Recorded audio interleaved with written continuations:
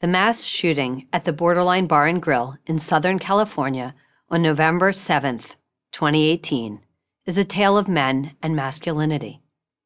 Lost in the carnage is a lesson we would all be advised to heed. That lesson has little to do with the monster who took lives and everything to do with the men who saved lives.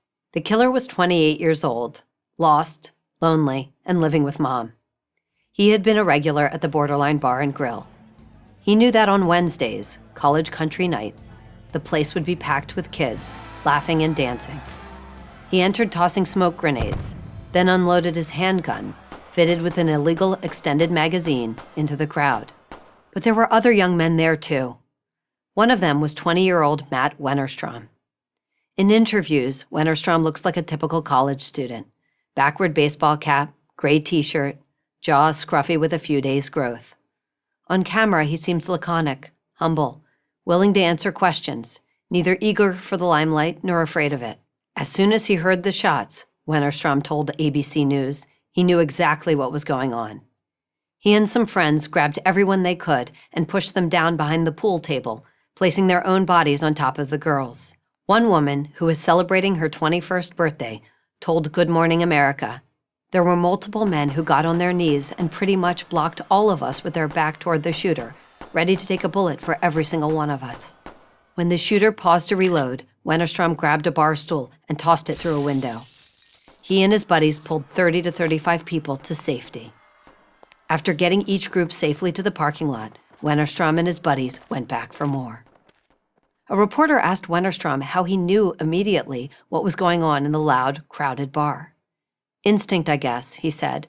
"I'm here to protect my friends, my family, my fellow humans, and I know where I'm going if I die, so I was not worried to sacrifice. All I wanted to do is get as many people out of there as possible." This is the masculinity we so often hear denigrated. It takes as its duty the physical protection of others, especially women. This masculinity doesn't wait for verbal consent or invitation to push a person out of harm's way. It sends hundreds of firefighters racing up the Twin Towers to save people they've never met. And it sent Sergeant Ron Helis of the Ventura County Sheriff's Office rushing into Borderline Bar and Grill, where the shooter was waiting for him. "I gotta go handle a call," Helis had just told his wife over the phone. "I love you." The 54-year-old husband and father died at the hospital from the wounds he suffered as he tried to stop the rampaging gunman.